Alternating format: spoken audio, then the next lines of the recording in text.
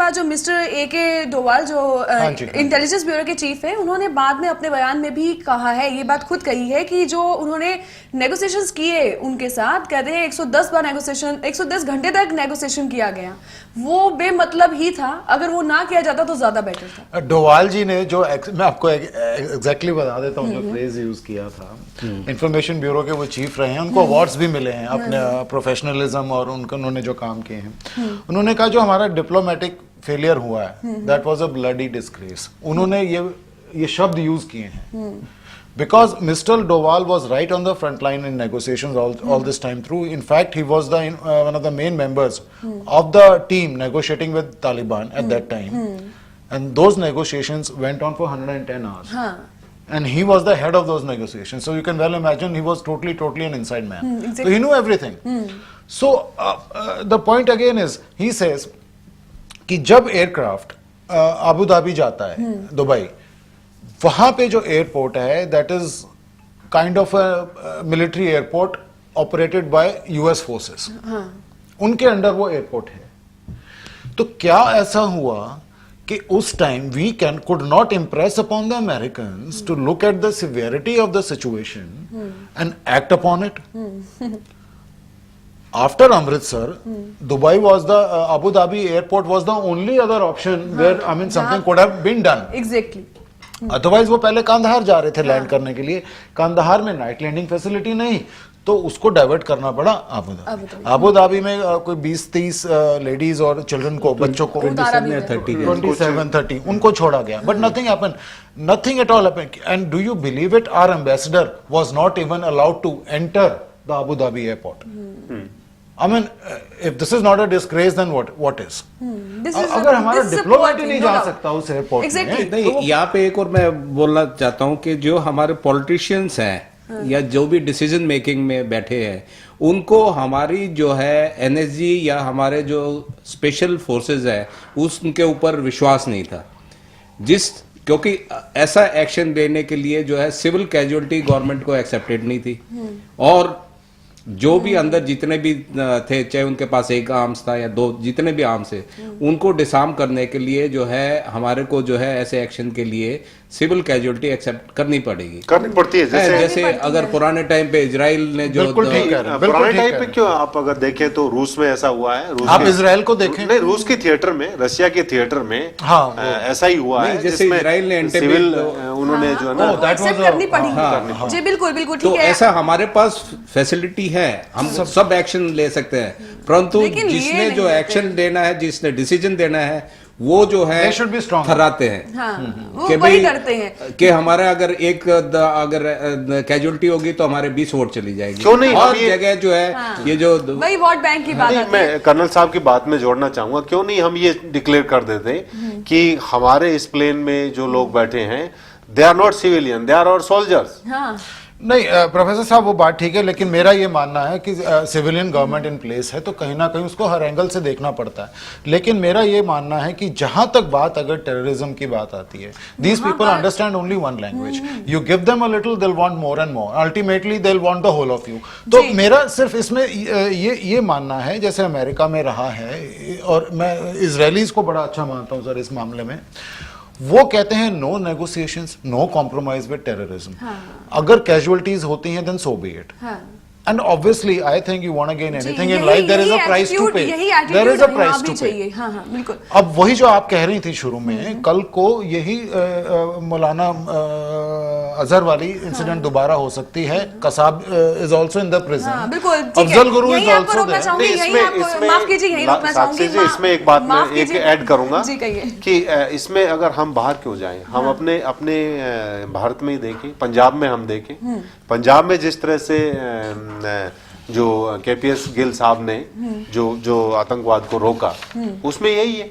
हाँ बिल्कुल, उन्होंने जो है कहीं भी और अब ऐसा कोई भी इंसिडेंट सॉफ्ट एटीट्यूड नहीं लिया उन्होंने। बिल्कुल, हमारे बाहर क्यों जाना, he dealt very strongly। हम यहाँ से भी एग्जांपल लेने, माफ कीजिए सर, हम आपका पॉइंट नहीं ले पाएंगे, हमारे पास समय की बहुत कमी है। लास्ट में एक ही मुद्दा मेरे पास बचा है जिसे मैं उठाना चाहूंगी, क्योंकि ये मुद्दा बहुत बड़ा है, इसे मैं छोड़ नहीं सकती, और 5 मिनट में ही चाहेंगे कि हम इस डिबेट को थोड़ा सा खत्म करें। 26/11 के बॉम्ब ब्लास्ट, मतलब एकदम से ना सुनते ही एक बार कान खड़े हो जाते हैं। जैसे कंधार की बात आती है, बॉम्ब ब्लास्ट की तो जब भी बात आए तो थोड़ा सा इंसान एकदम वो हो जाता है, लेकिन 26/11 के जो बॉम्ब ब्लास्ट हुए वो भी एक बहुत बड़ी चीज थी।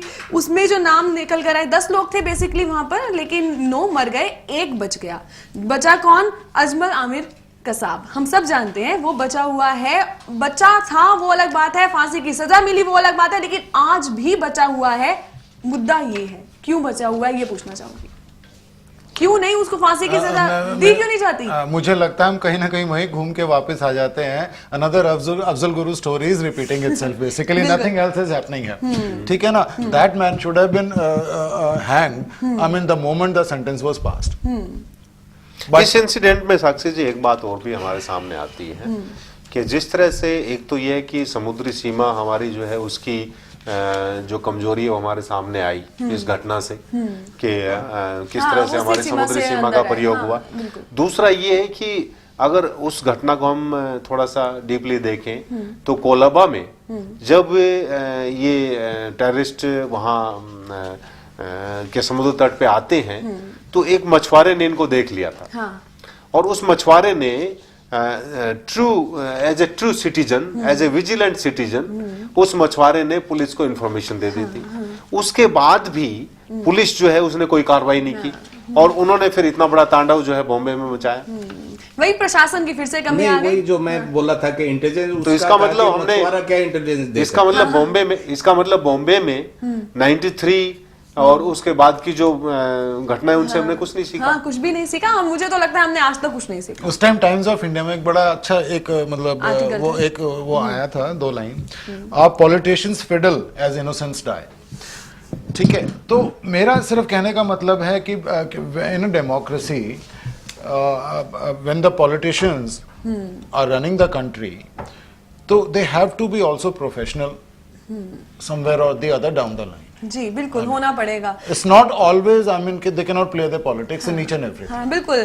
देखिए अंत में वही बात मैं कहती हूँ कि हमने शुरुआत की, हमने कारणों के बारे में भी जाना, लेकिन बात वही है कि प्रशासन को, सरकार को, हर एक इंसान को कहीं ना कहीं सजग होना पड़ेगा और थोड़ा सा लेकिन साक्षी जी इसमें मैं एक बात आपसे जरूर कहूंगा, जैसे प्रोफेसर साहब ने अभी उठाई, 10 सेकंड में मैं अपनी बात पूरी करता हूँ। केपीएस गिल साहब की इन्होंने बात उठाई एंड ट्रू, आई मीन उन्होंने बड़ा अच्छा काम किया। एक उदाहरण का ही उन्होंने टेररिज्म को वहां से वाइप आउट किया। But do you know the story behind it?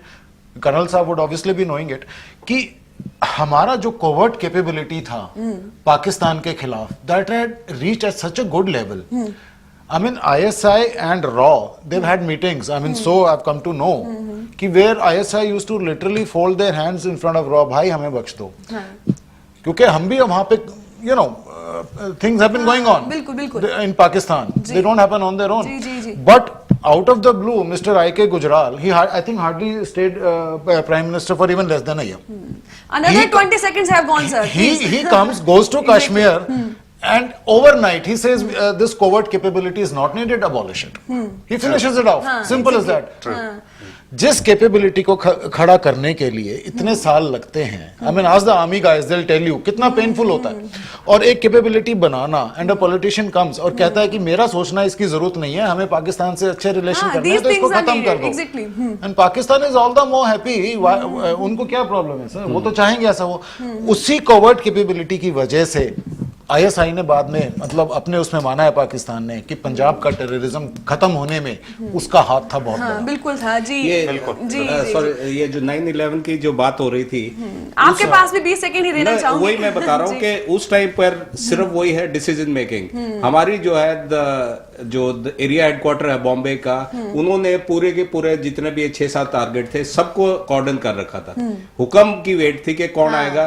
Finally home ministry took over the decision from defence ministry कि फिर NSG came, that's what the thing was delayed so much और हमारे को इतनी कैजुअलिटी मिली। नहीं तो अगर जिस टाइम पर इन्होंने एक्शन लिया था, टाइम पे आ जाता, उनको एस्टैब्लिश होने से पहले है, फिर हमारा जो मीडिया बीच में है कि जो भी हम कार्रवाई कर रहे थे सारे उसमें साक्षी जी एक चीज मैं कहना चाहूंगा, कम्युनिकेशन सीज नहीं किया है। जो भी वहां से इनके आका जो पाकिस्तान से बैठे डायरेक्ट कर रहे थे, वो तो जैसे पिक्चर में फिर दूसरा ये है कि हम सोचते हैं जैसे अमिताभ बच्चन या जो है ये सलमान खान एक लात में 10 आदमियों को गिरा देता है, वो कैपेबिलिटी नहीं है।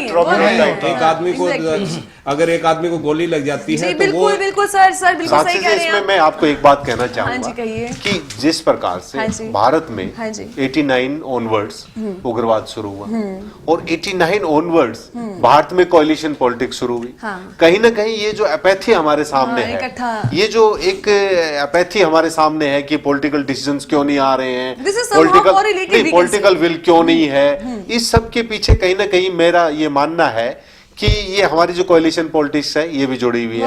अगर सपोज कीजिए अगर हमारे सामने वर्तमान में श्रीमती इंदिरा गांधी जैसा कोई एक स्ट्रॉन्ग लीडर अगर होता तो शायद ये अपैथी और ये डिस्कशन जो है इसका ये शायद हमें नहीं करनी पड़ती। पॉलिटिको मिलिट्री डिसीजंस उन्होंने अपने टाइम में ऐसे स्ट्रॉन्ग लिए हैं। बिल्कुल, हमें अंत में यही आयरन लेडी उनको ऐसे नहीं अंत में यही कहेंगे कि जरूरत है प्रशासन को थोड़ा सा मजबूत होने की, पॉलिटिकल व्यूज जो है हमारे इंस्टीट्यूशंस मजबूत होने चाहिए, उन सब चीजों के मजबूत होने की जरूरत हमारा है, इंटेलिजेंस मजबूत होना चाहिए, तभी आतंकवाद हमसे डरेगा और हमारा पीछा करना छोड़ देगा।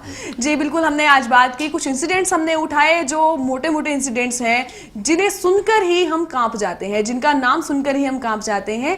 तो आखिर कारण क्या है? फिर से वही बात आती है, कारण जो भी हैं उनको निपटारा करने की, उनको सुलझाने की कोशिश हमेशा ही की जानी चाहिए। तो चलिए अब साक्षी को दीजिए इजाजत, आपसे फिर से होगी मुलाकात अगले सप्ताह। तब तक के लिए देखते रहिए SVN न्यूज। नमस्कार।